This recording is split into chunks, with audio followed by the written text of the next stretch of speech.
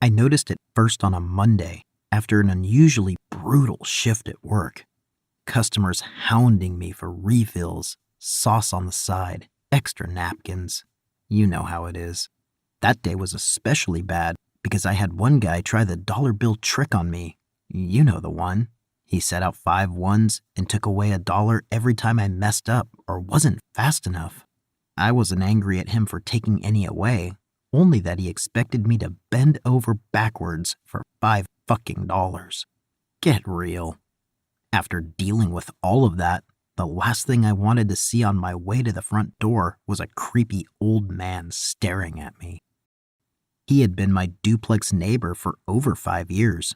Most people wouldn't live in a duplex for so long, but we only shared one wall with each other, and he was always very timid. The only sounds I heard through the wall were his low humming to jazz tunes and the clinking of pots as he cooked. This was his daily routine after spending hours in the garden talking to his flowers.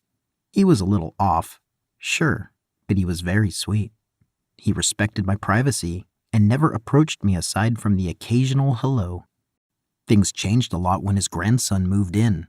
Of the few conversations we had, he had not once mentioned a family. That's why I thought it was strange to see a chalky, scruffy 20-something man dragging a suitcase into the unit beside me on a warm Wednesday afternoon. I didn't ask who he was, but when he saw me reclining on my patio chair, he perked up with a, "Oh, you must be my new neighbor. My name is Cameron." He told me all about how much he missed his grandfather after so many years and how he was too elderly to be living alone. Something about him seemed off. I can't describe it, but it wasn't my business, so I brushed it off.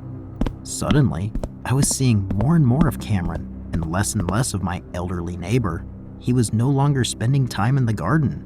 I could no longer hear the faint jazz through the walls. Instead, I heard whirring of tools every night until 11 p.m., like a late-night remodel was happening next door.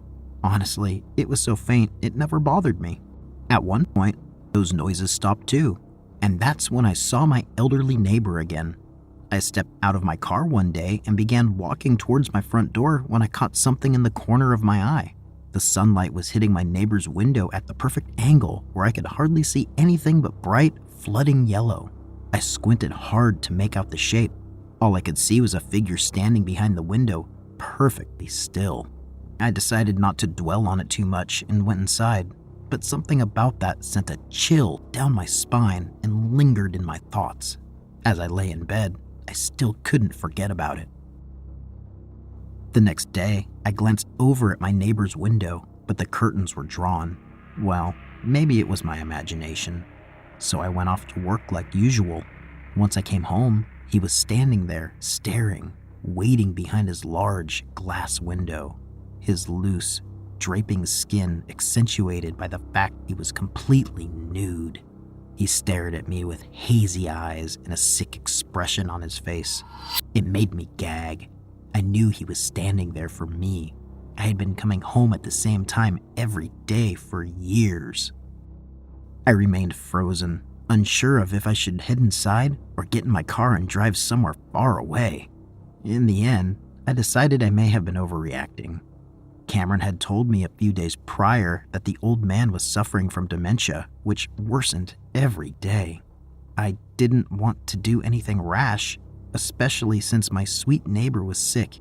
He probably wasn't standing there on purpose. I decided to let it go.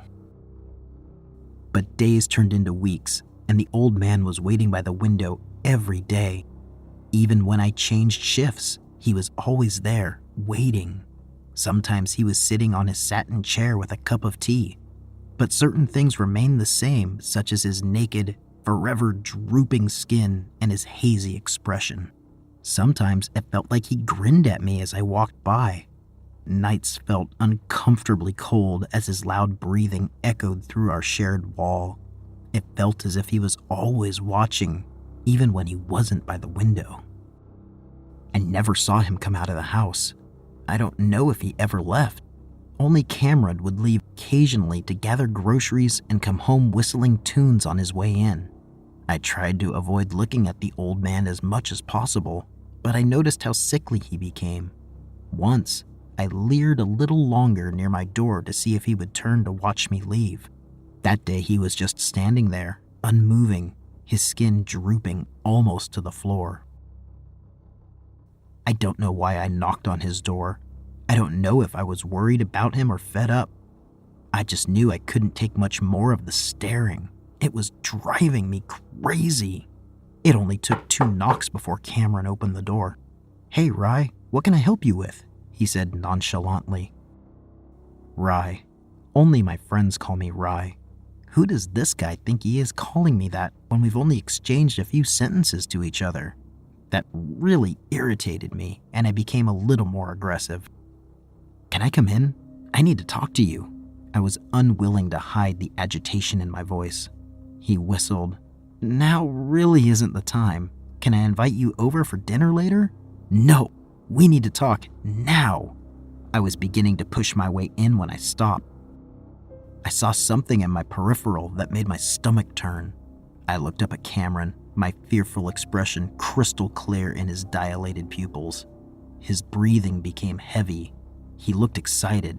He reached out to grab me, but I was too fast. I ran into my unit and tightly locked the door. With trembling fingers, I dialed 911. Thump, thump, thump. Cameron was hitting hard against our shared wall. "Come back, let's have dinner." His muffled voice somehow carried into my living room. I tried to keep my composure so I could describe to the 911 operator exactly what I saw at my neighbor's house. Once they informed me the police would arrive in 15 minutes, I grabbed a knife from the kitchen and huddled into a corner of my living room. Cameron was still pounding against the wall, repeating the same 5 words.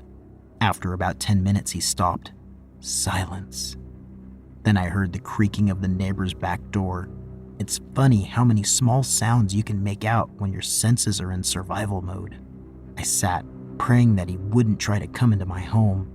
It was dark now, and the silence had filled with the chirping of crickets. My prayers were answered when I saw glaring red and blue lights approach our driveway. Loud knocking nearly made me jump out of my skin. I slowly approached the window and let out a sigh of relief when I saw the cop standing there. I cautiously opened the door. "Ma'am, you called about some suspicious activity next door?" "My neighbor's skin," I whispered. The fear had managed to take my voice away to where I could barely speak. "What?" The policemen looked at each other in confusion. I pointed at the window attached to my neighbor's unit. Unlike other nights, the curtains were wide open, and the silhouette of the old man's draping body stood behind the window. The police scurried over to the neighbor's unit and disappeared behind the door. I watched from the other side of the window as one of the policemen turned my elderly neighbor around. From my view, I could see all of the stitching on his back. A poorly sewn-on zipper adorned the center so that his skin could be worn like a sick, repulsive costume. I couldn't take it anymore. I let out all the vomit I had been holding back up to this point. The police didn't seem too pleased with their discovery either. Cameron, if that even was his real name, was never caught. I described him to the police, but his face was the type that didn't stand out at all. If I were to try and pick him out of a crowd, I'm not confident I could. He wasn't my neighbor's grandson, obviously. Sadly, my neighbor didn't have a family, but he seemed happy by himself up until, I had seen the old man a few times after Cameron moved in, but he was acting strange. I wish I had paid attention back then. I don't blame myself, but I do feel regret for the way things turned out. One thing's for sure, though. I'm never living so close to a neighbor again.